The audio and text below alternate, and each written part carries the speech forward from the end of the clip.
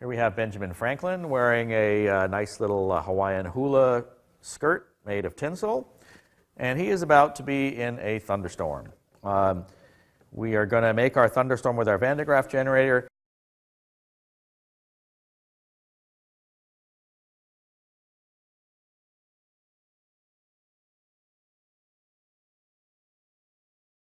You can think of the belt in the Van de Graaff generator going around like this as analogous to the air circulation underneath the thunderhead as the thunderhead builds up.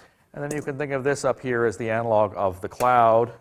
So as soon as I unground this, it's going to start charging up.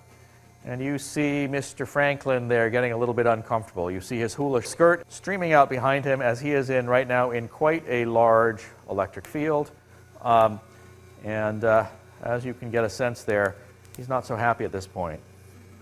Maybe I'll turn it up even higher. There you see, well, I've got a lightning bolt going to my grounding rod, and as you can look at what's happening to Benjamin as the lightning bolt hits the grounding rod. There you go. Benjamin is not happy. So now what we're going to do is we are going to have the same thunderstorm, the same electric field, but we are going to put Benjamin in a Faraday cage. So to put him in the cage, I'm going to start by turning this off, and we'll ground him. And here's my Faraday cage right here. I'm going to put Benjamin in the cage. Here we go.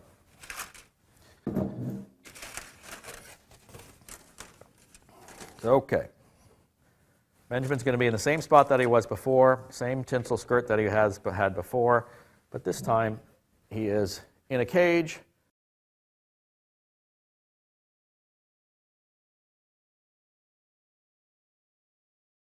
And here we go. Let's turn on the thunder, or the lightning rather. Let's turn on the lightning.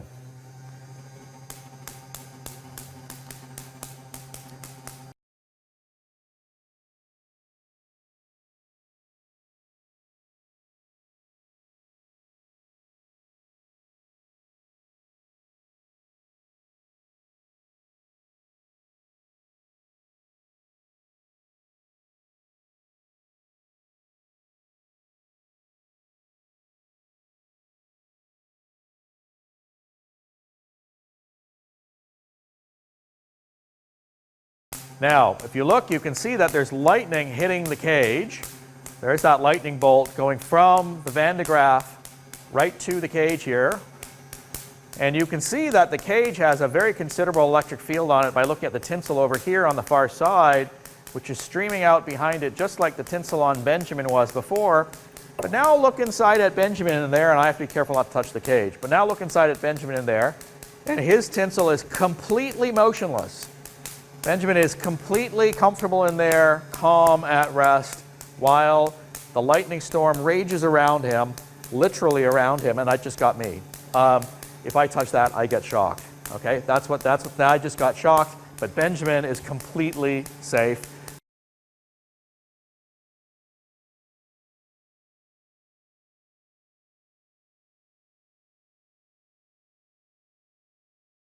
Tinsel with me.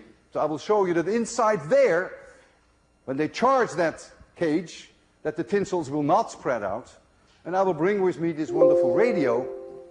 And a woman who opposes embalming is a suspect in the murder of his funeral. I didn't plan that, believe me. Catherine Padilla, grandmother of 10, denies the charges and tells a reporter she's not, quote, an assassin. I'll first go in without any charge. So don't do anything.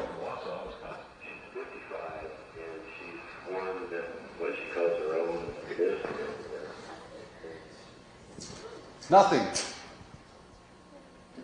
I'm shielded. However, there is a problem. You can still hear me. And I'm wearing a transmitter. And the receiver is somewhere outside this box. So why can you still hear me? That means that the kind of radio waves that I am transmitting, a very high frequency, it's not a static field, so somehow they can get through. So the shielding is not perfect for fast changing electric fields, but it's good enough for AM radios. So now I'll go in and I'll try to be brave And he's going to try to zap me now, to electrocute me.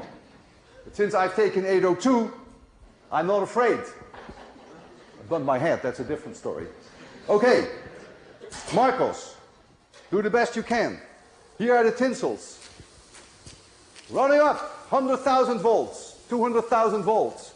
I feel as happy like a clam at high tide inside here. Nothing is happening. I'm not worried at all.